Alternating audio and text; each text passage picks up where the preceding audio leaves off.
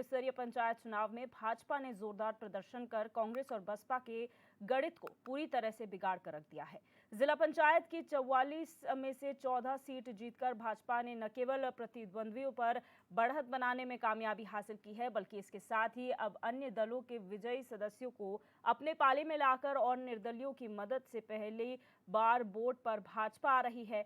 अब इस मामले में राज्य में सियासत भी गर्मा गई है। कांग्रेस ने बीजेपी पर सत्ता के दुरुपयोग का आरोप लगाते हुए हरिद्वार चुनाव नतीजों की न्यायिक जांच की मांग की है। वहीं भाजपा प्रदेश अध्यक्ष महेंद्र भट्ट ने कांग्रेस के इन आरोपों का जवाब देते हुए कहा कि कांग्रेस को अब हर बात पर न्यायिक जांच की मांग की आदत हो गई है, जिसका कोई आधार नहीं है।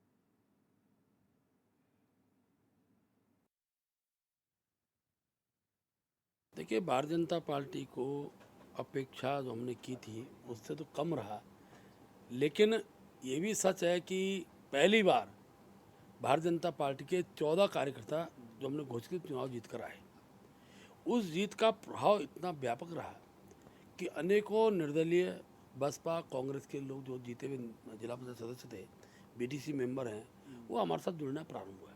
तो जब हम उन लोगों से जो जुड़ रहे हैं, उनसे वार्ता कर रहे हैं, उनका कहना है कि विकास केवल नारों में नहीं, विकास आंखों से दिख रहा है। और देश के प्रधानमंत्री आदरणीय नरेंद्र भाई मोदी जी, प्रदेश के मुख्यमंत्री पुष्कर धामी जी द्वारा जो कार्य धरातल पर किए जा रहे हैं, उससे प्रभावित होकर उन पर जनता का प्रेशर है कि जनता भी विकास चाहती है। केंद्र में सरकार है, प्रदेश में है, तो गांव की भी सरकार भाजपा की बने, इस भाव के साथ सब लोग जुड़ रहे हैं और हम सब उनका स्वागत कर रहे हैं। नहीं, कोई मोह भंग नहीं हुआ कांग्रेस से। भारतीय जनता पार्टी धनबल का उपयोग कर रही है, सत्ता का दुरुपयोग कर रही है, इनकम टैक्स ईडी की धमकी दे रही है, तो लोगों ने जाना ही है, जरा धमका करे जा रही है। कौन आदमी गया? हमारा तो कांग्रेस का तो कोई आदमी नहीं गया। जाए अधिकांश मेंबर, 4 मेंबर जीत के आए, 4 के 4 हमारे साथ है। लेकिन भाजपा निर्दलियों को, दूसरे बसपा के लोगों को तमाम तरीके की धमकी देकर अपनी तरफ ले जा रही है। और हरिद्वार में जो पंचायत चुनाव हुआ, हमारा यह आरोप है कि सरकार ने सत्ता का दुरुपयोग किया और सत्ता का नंगा नाच वहां पर नाचा गया और धनबल का दुरुपयोग किया गया है, ये हमारा आरोप। और हमारे संवाददाता अस्करी जाफरी हमारे साथ फोन लाइन पर जुड़ चुके हैं। अस्करी, क्या जानकारी है पूरे मामले पर? क्या आरोप कांग्रेस द्वारा भारतीय जनता पार्टी पर लगाए जा रहे हैं? देखिए दूरदर्शन, जिस तरह से हरिद्वार त्रिस्तरीय पंचायत चुनाव के नतीजे आए, उसमें लगातार कांग्रेस मुखर नजर आ रही है। साफ तौर से कांग्रेस का कहना है कि भाजपा ने वहां पर गेंदबाजी तो की है, उसके साथ साथ भाजपा ने खरीद फरोख्त भी की है। जिस तरह से पूर्व मुख्यमंत्री हरीश रावत ने ट्वीट कर भी कहा था कि भाजपा के द्वारा वहां पर खरीद फरोख्त हुई है। और अभी हाल ही में जिस तरह से ममता राकेश जो कांग्रेस की विधायक, उनके बेटा और बेटी ने भी भाजपा का दामन थामा है, तो कहीं ना कहीं ये बहुत बड़ी कामयाबी की तरफ ले जाता है भारतीय जनता पार्टी को। और इस तरह से 44 में से 14 सीटें भाजपा को मिली थी, तो कहीं ना कहीं क्योंकि पहला प्रदर्शन ऐसा था भाजपा का हरिद्वार त्रिस्तरीय पंचायत चुनाव में जो सबसे बेहतर प्रदर्शन था, जिससे पहले कभी भाजपा इतना शानदार प्रदर्शन वहां पर नहीं कर पाई है।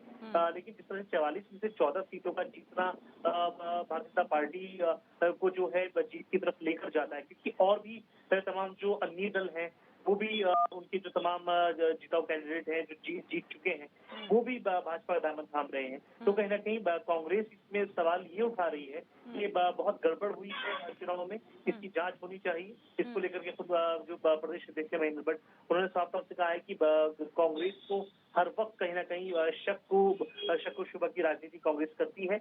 इसके अलावा जिस तरह से महेंद्र भट्ट से हमारी बातचीत हुई है, उन्होंने साफ तौर से कहा है कि अगर कांग्रेस के जो उनको लगता है हमने कांग्रेस के अगर कैंडिडेट खरीदे हैं, तो क्या उनके जो कैंडिडेट हैं, उनके कार्यकर्ता हैं, वो बिकाऊ हैं? इस तरह की तमाम बातें जो है भारतीय जनता पार्टी की तरफ से आ रही है।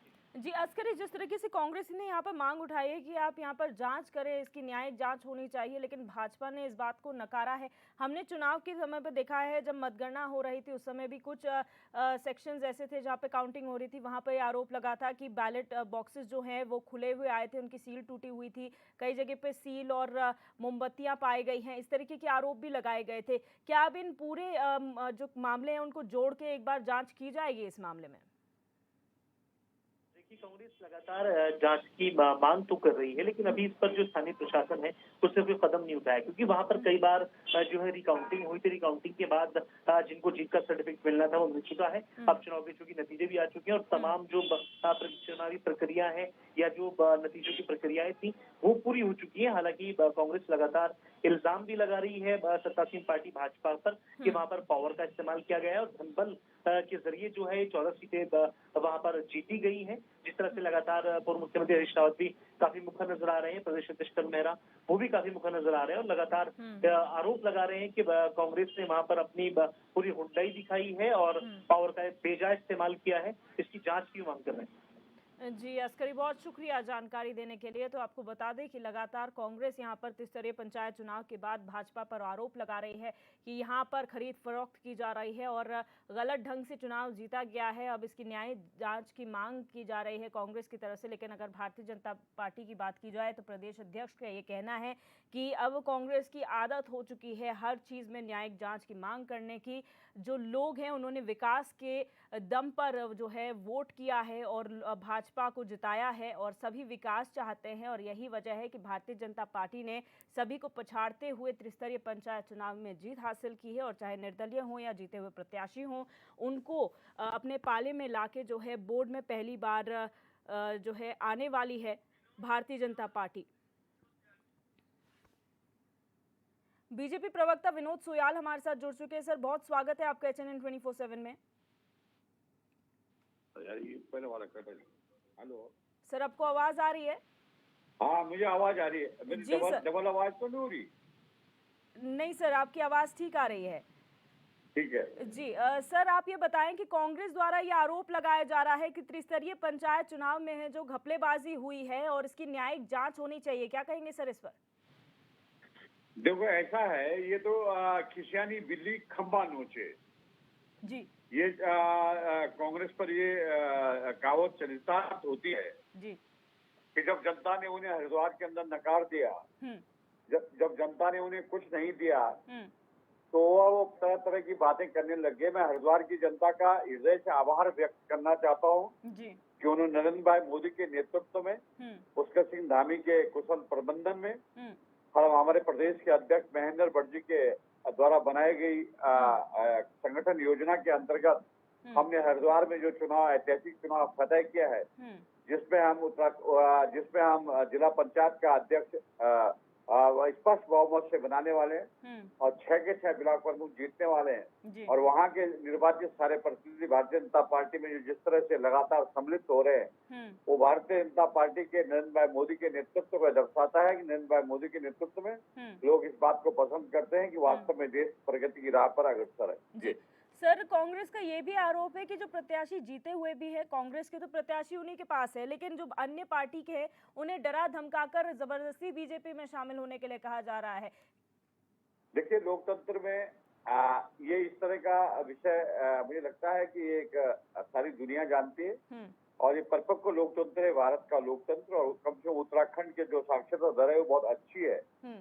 तो मुझे लगता है कि जो वहाँ पर निर्वाचित प्रतिनिधि, उन्हें लगता है कि अगर अपने क्षेत्र का विकास करना है तो निश्चित रूप से नरेंद्र भाई मोदी के नेतृत्व में और पुष्कर सिंह धामी जी के नेतृत्व में भारतीय जनता पार्टी के साथ ही काम करना पड़ेगा। इस सरकार के साथ ही आगे बढ़ना है और क्षेत्र का विकास करना है। तो इसलिए सारे लोग जो है तो भारतीय जनता पार्टी की तरफ आ रहे हैं और हम उन सबका स्वागत भी कर रहे हैं। बहुत क्रिएटिव है। हम जनता के जनादेश को स्वीकार करते हैं। जनता का आभार इसलिए भी व्यक्त करना चाहते हैं कि अभी पहली बार जो है भारतीय जनता पार्टी अब तक कभी 1-8 सीटें वहां पर जीत पा रही थी। पहली बार भारतीय जनता पार्टी को वहां पर इतना स्पष्ट बहुमत प्राप्त हो रहा है। तो ये जनता का जनादेश है और हम लोकतांत्रिक देश में रहते हैं।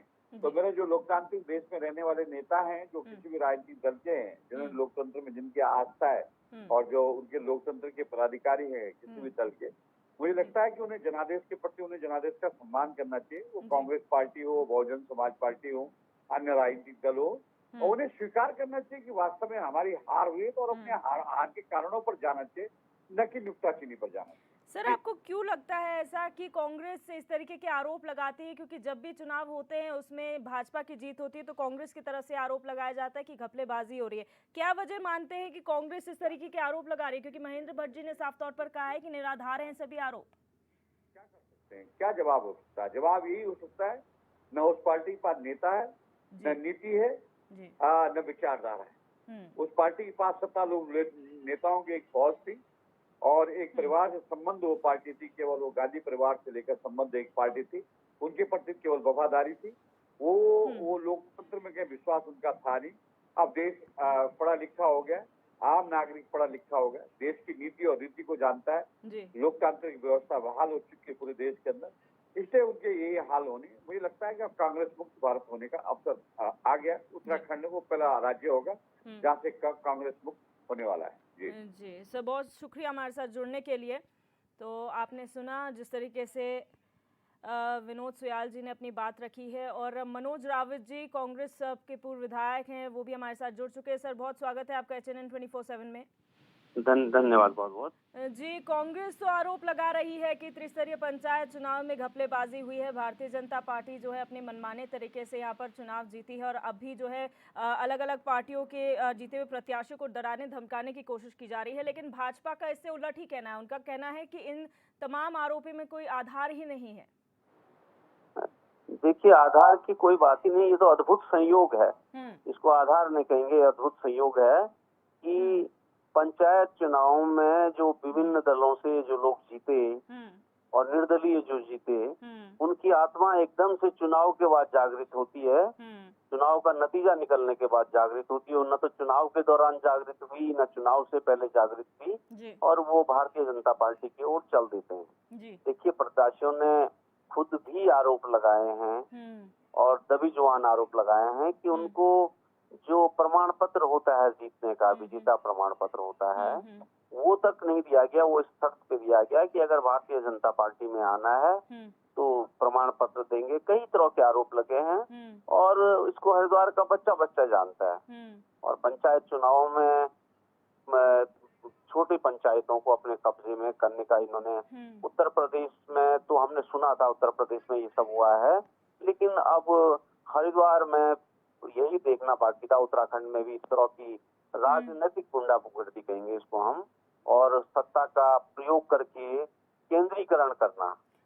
सर, ये तो कांग्रेस कह रही है, लेकिन अभी तो अन्य दलों की आप बात कर रहे हैं, उनकी तरफ से तो खुल के कोई भी इस तरीके की शिकायत या आरोप भारतीय जनता पार्टी पर नहीं लगाए गए हैं। ये तो आरोप कांग्रेस की तरफ से लगाए गए, जबकि आपके अपने प्रत्याशी जो जीते हुए हैं वो तो आप ही के खेमे में, वो कहीं नहीं गए हैं। लेकिन अन्य पार्टी की तरफ से खुलकर ये बात सामने नहीं आई अभी तक। देखिए, राजनीतिक रूप से जो भारतीय जनता पार्टी हरिद्वार में जो मॉडल लाई है वो बहुत डराने धमकाने का मॉडल है। और लोग, इनकी जो सत्ता है और जो इनका हरिद्वार में जो माहौल है, जिस तरह से राजनीतिक स्थितियां हरिद्वार की, इसलिए लोग अब इनके सामने, जिनके, क्योंकि जो दलों से लोग गए हैं वो कुछ दल बहुत छोटे हैं, उनकी संख्या बहुत न्यून भी है, और राजनीतिक रूप से उत्तर प्रदेश में भी उनके लोगों को ऐसे ही डरा धमका करके अपनी तरफ किया गया। तो वो इसको नियति का खेल मान रहे हैं और इस तरह के लोकतंत्र की इस परंपरा को स्वीकार करने के अलावा उनके पास कोई मजबूती नहीं। बिल्कुल, तो ये मान लिया जाए कि कांग्रेस जो है एक फ्रेंडली विपक्ष के तौर पर अपनी भूमिका निभा रही है, जहां पर जो विपक्ष बोल नहीं सकता, जो अन्य दल बोल नहीं सकते, वो कांग्रेस उनकी आवाज उठाने का काम कर रही है। सर बहुत शुक्रिया हमारे साथ जुड़ने के लिए, अपनी बात रखने के लिए।